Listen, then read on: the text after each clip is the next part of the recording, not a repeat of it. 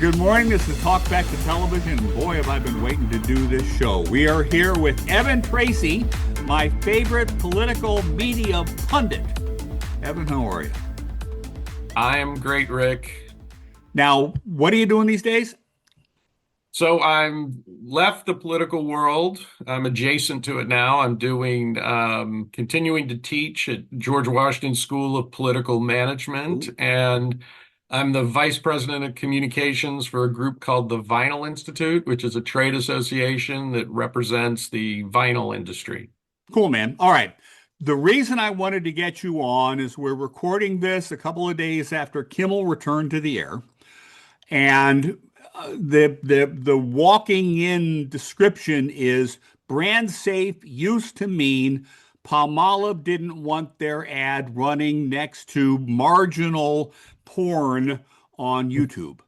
But now all of a sudden, brand safe might say somebody doesn't want their ad running on a show that is enraging at least part of the viewership or the media owners. Give us a sense of background because we talked about what brand safe meant and means.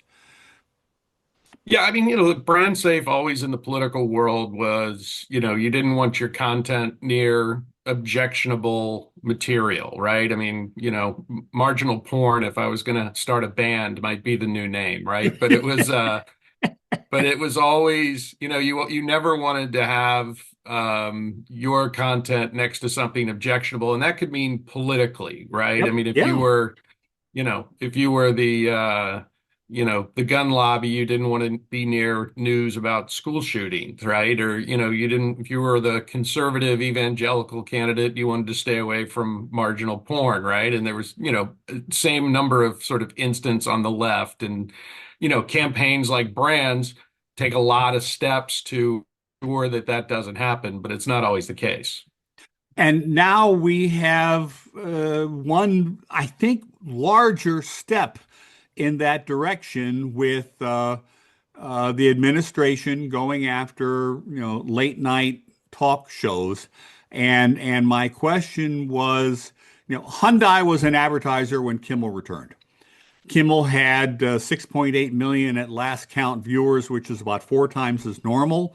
About 15 million viewers of his monologue on YouTube, and that's larger, and the numbers are still growing. Hyundai was an advertiser. Do you think Hyundai dealers who might have a tendency as independent business people to lean a little bit more on the conservative side than on the liberal side? Do you think those dealers were angry about Hyundai being there, or were they pleased to see the increased foot traffic in the dealerships because more people saw their ad?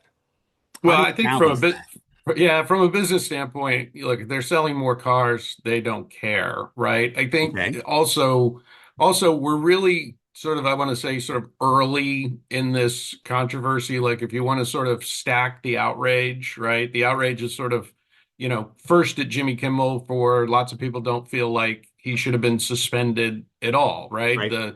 The second side of that is people feel like, he should never come back. There's another subgroup that thinks, he came back and didn't properly apologize, right? So the news cycle of Jimmy Kimmel, I don't think has gotten to the advertisers yet. Now, yet being the key word, right? Because you know, there's sort of this outrage machine on both sides, right? And they want to, keep controversies in the news because they feel that helps, whether it's team red, team blue, team purple, team green, whatever it is. So you may see, an attempt at an advertiser boycott. I'm not sure those actually work. Right. I think, the old there's no such thing as bad publicity maybe comes into effect because, and in some ways we saw this with Tesla, right? If you want to stay with cars, you saw, Republicans or, Republicans going out to buy Teslas and Democrats trying to sell or slap stickers on their Teslas Yep. saying, I bought this before Elon went crazy. So, from a business case, some of these controversies are not of their own making, right? Bud Light is one of those that, Bud Light made a mistake, right? And they're working feverishly to correct that mistake. But, in Bud Light's case, they're an established brand. They'll be around for, certainly as long as I'm around. And this will be forgotten. They go in, they lean in on the Shane Gillis's, right? And, try and make amends. So brands have a little bit easier, pathway to sort of navigate these, types of, if you want to call it crisis or not. Where, in politics, it's a little bit different, right? We're a one-day of sale business. The candidates running in New Jersey and Virginia, for instance, if they weigh into one of these controversies, here we are, end of September, a month and a few weeks until their election, they have less time to navigate this. So in the political world, brand safety, can really create problems in these last few weeks of a campaign. You don't have that time to sort of reset, come back, say you're sorry. So for politics, it's one of those sort of tactical things, right? Everybody's looking. But I think I don't really think a lot of voters, a lot of consumers pay attention to this stuff. Like I said, I think it feeds that sort of 15% on either side that live and breathe politics and want to, stay engaged in whatever controversy they feel is helping their team. One of the first times I ever saw you speak, you made the comment that the night before the election, both parties are out there buying every single thing they could find, because tomorrow is the vote and it's a one-day event. So if a Republican candidate, for example, were to say, "I'm not going to buy Kimmel," what does that do for his opponent? Well, I mean, look, it's addition by subtraction, right? I mean, I always tell my grad students, used to tell my clients this, that it's kind of that 1,000 megaphone problem, right? If I have 1,000 megaphones and my opponent has 1,000 megaphones and we're all shouting through our megaphones, it's almost impossible to hear what anybody's saying, Yeah. right? So if I decide, hey, I'm going to not buy, I'm A not going to given show buy or a given network, right? I'm not going to buy the late night demo anymore, right? You've then made your opponent's voice louder in that day part. And that's a risk, right? Because I think data bears out that there's a lot of likely voters that tend to watch those programs. Now you could say, okay, I'm going to buy everything I can buy on Fox, right? But Fox voters are already pretty One solid audience and red, they're already right? there. Yeah, they've already Right. decided. So, you might be making a political statement that, again, I don't think that a lot of swing voters, right? Your bases are locked in. Your bases are voting for you. They You've gave you always said money. that. They're It's the probably guys in the volunteering middle for that you. move yeah, yeah, yeah. It's that last, 4 or 5% of voters that, 2 weeks out before an election are probably their thought bubble is, hey, I think there's something happening in politics soon, right? They haven't paid attention. They're not watching the ads. They've kind of figured, well, I'm going to vote, but I don't know who I'm going to vote for. And those are the ones, those last 3, 4% in a close race that decide, winning or losing. So saying, you know what, we're just going to ignore, that late night demo, you're doing it kind of at your own peril. And I think the same is true in corporate advertising. Again, corporate advertising, you can wait controversy out, right? You can take the hit in the third quarter, knowing that you can ramp back up in the fourth quarter. You can kind of move out of the way of elections. Yep. But politics is like I said, we talked about, it's a one-day sale business. And if people, decide not to go, buy your dog food on that particular day, you don't sell as much dog food and you probably are, writing a lot of thank you letters at the end and not writing legislation. And if your dog decides he doesn't like the food that you bought instead, then you go right back. Right. But you got to wait 2 years or 4 years to, vote on dog food again. True, but you only In have to wait. in You only have to politics. wait a couple of weeks to go back and Yeah. buy your original dog food. So Yeah. the hit for Corporate America, alcohol or whomever would be yeah, tight. corporate America, you can spend, a couple of weeks trying Pepsi, but you may go back to Coke and, Coke's not going to notice it on the bottom line. But if Right. 1 or 2% of those swing voters decide, they're not going to vote, or they're not going to vote for, team red or team blue. That's the difference between winning and losing. All So right. again, So it's more of a compressed, like I said, politics is always, it's always about how do I get the most people to show up at the end, and not, how do I extend this, quarter over quarter. We're there very was a unique in that way. there was a piece about Nexstar CEO Perry Sook in today's Journal. Read it if you haven't had a chance. It's just an interesting profile of him.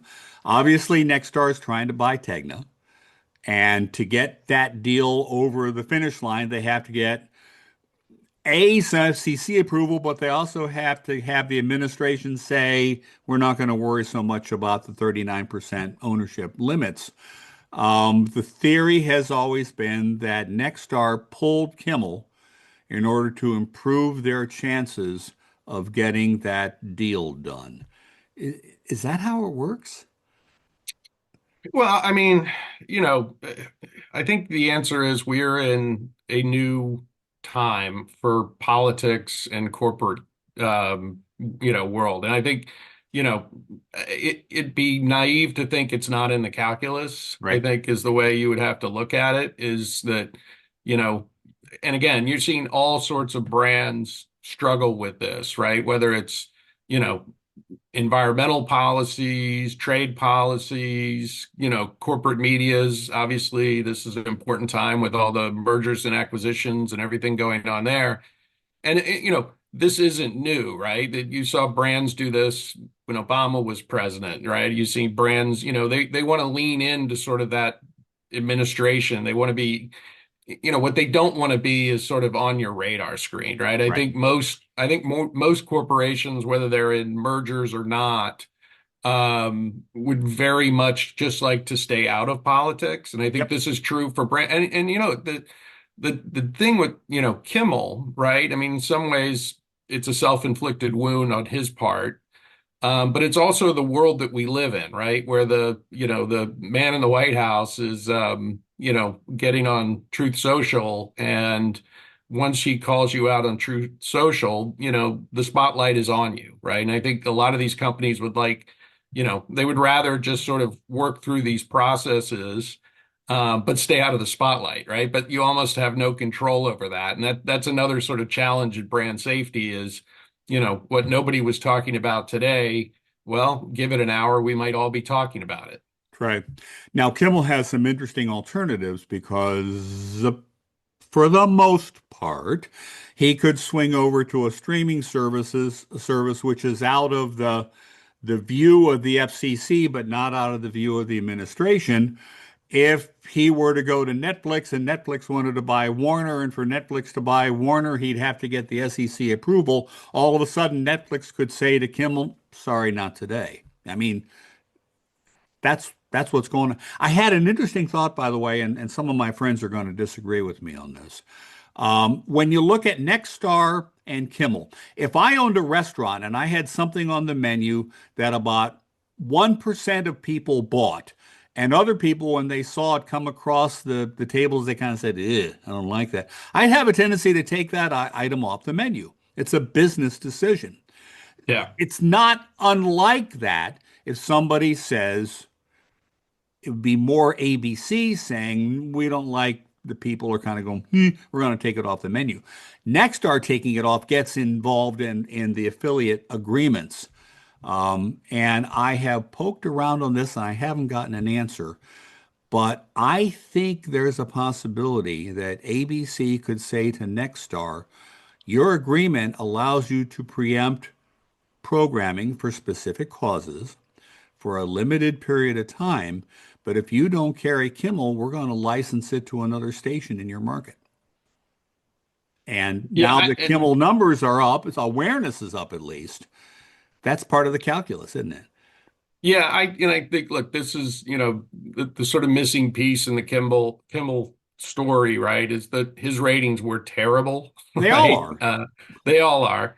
And I think the affiliates, certainly looking at the expected spending numbers, at least in political for the next couple of years, there may be other motives here, right? And maybe, look, we Yeah. can plug in, it's I always kind of used to chuckle about WMUR in New Hampshire when presidential elections would come around. They would somehow find a way to have a 3:30 p.m. news, right? And it was, you know, so, there could be business motivations around this. There could be political motivations around Contract this, renewals on the affiliate agreement is always a big one. contract renewals. But I mean, yes, I mean, certainly, Kimmel could, Joe Rogan for a while, he sort of went into the wilderness during COVID. And, I think it was Netflix that brought him back to a special. And, we've seen where he's landed. Yep. Not saying, Kimmel should be compared with Rogan when you look at those, the numbers.